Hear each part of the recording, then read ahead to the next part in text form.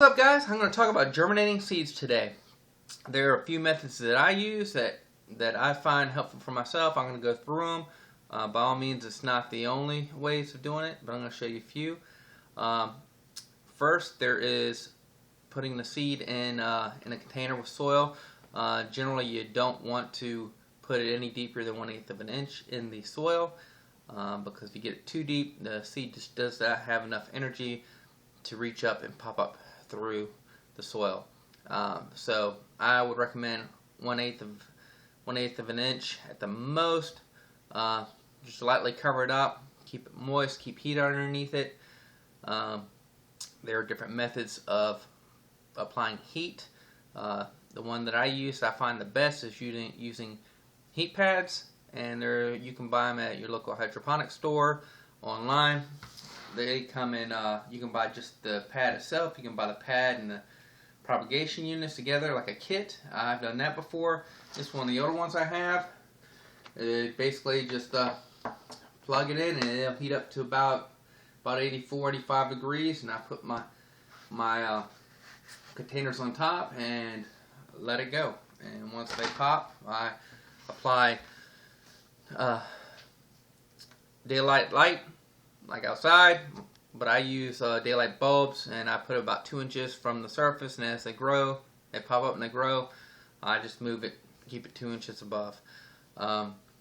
There's other ways of germinating seeds. You can use the paper towel method. I'm using now a couple of wilds that I have in the other room, and basically you get this towel moist, and you put the seeds on it, and you put it in and I generally put it in a plastic container with the top, and then put it on a heat pad, and then let it do its thing. I just make sure it doesn't dry out, just keep it moist, and anywhere from, I already got a couple varieties that have already popped in a couple days, and I got some that are probably going to take a couple weeks. And then from there, you can take it, once it hooks, it'll look like a little hook coming out the seed. You can transplant that to something like rock wool. There's a little hole right here. You can put it in, keep this nice and moist, keep this on heat, and keep light on it, and it'll grow. But generally, you want to eventually cut this down and transplant it to some kind of soil medium, so the roots can develop better. There are, I'm trying to think of other ways. There's hydroponic stuff that guys do. I don't do that just because I'm on a limited budget, and I'm trying to do this as cheap as possible. So, probably the cheapest is not the rock wool. It's probably getting some seedling soil and getting your containers and putting your seeds in there and putting it on a heat source. But make sure if you got a container with soil, make sure you got adequate drainage, because you don't want that seed to get waterlogged. You want plenty of area for it to drain. But keep it moist, don't let it dry out, but don't soak it either. Let's see, I got some talking points here, stay on track. There are a couple ways if you want to make sure your plants do not have any diseases or any outside shell diseases that transfer to the plant. You can rinse the seeds in vinegar, and that generally will take care of the seed-borne diseases on the outside. Let's see. I think I've covered most of everything about germinating. When they do pop, they're going to pop up and they have 2 small leaves. Those are the seedling leaves. They're not actually the true leaves. The true leaves will come from in the middle of it, and just keep direct light on it. If you're on a budget like me, all you have to do is just get you some daylight bulbs and just keep about 2 inches from the plant. And as it grows, just keep it 2 inches, 2 inches, 2 inches, and make sure there's plenty of moisture and it can drain, and you got heat on it. And once the plant gets a pretty good size, you can take the heat off, but you need to keep sunlight on it, and you need to keep it in a at least semi-warm environment. I say at least 70, 75 degrees. You don't want it somewhere cold. It's just going to stunt the growth. It's not going to grow. we're not going to go into feeding and all that stuff yet. I just wanted to basically touch germinating and getting your seeds started. Obviously, you're going to need the seeds. That's one of the fun parts of the season, is getting your grow list together and deciding, you know, what you want to grow, what you want to germinate.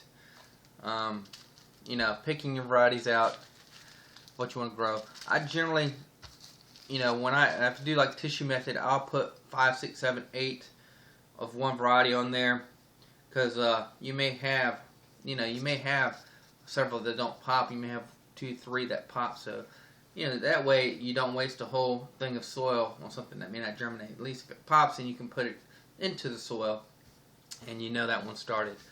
That helps a good bit, and you're not wasting a lot of material on something that may not pop, and it sits there for a month, 2 months, and nothing ever happens. Believe me, I've been there, done that.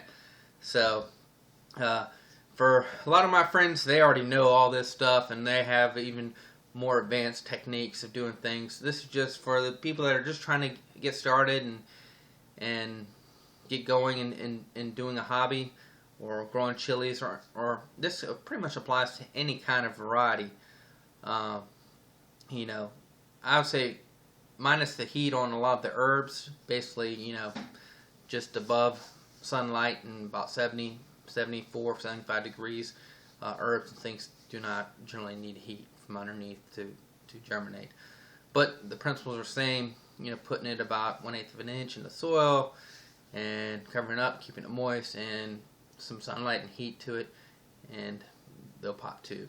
I got some huge lemongrass this year. I did from little tiny seedlings, so, and a bunch of herbs too. But other than that, you know, people ask me, well, what's the easiest varieties to germinate? And probably the easiest is the capsicum annuums. The most famous ones are like, you know, jalapenos, Anaheims, things like that. They generally pop pretty easy and germinate fairly decent, and they grow pretty quick. They don't take super long, and they produce fruit pretty fast compared to a lot of other varieties. And you know, they tolerate the cold a little better. So those tend to be the easier ones to do versus a lot of the super hots and wilds. But you know, hey, just play around. That's what's cool about the hobby. You know, try what you like. Don't get discouraged. Some things take a lot longer, way longer. I mean, I've had stuff take like 60 days. A couple of different wild varieties, super long. But you know, that's the fun of it. It's the time of the year that I really like getting started and growing, and you know, picking out what I want to do that will lead me into next year. So, you know, you guys, if you have any questions, comment below. I will try to get to everybody's question. I'll probably go into another video, and we'll talk about, I got my notepad, talk about feeding and transplanting once the plant gets bigger, transplanting, feeding it, different methods, and we'll get into another video about flowering and fruiting and pest control, and different methods to control, you know, pests and things like that. But I hope you enjoyed the video. You guys take care. I'll see you in the next one. Bye-bye.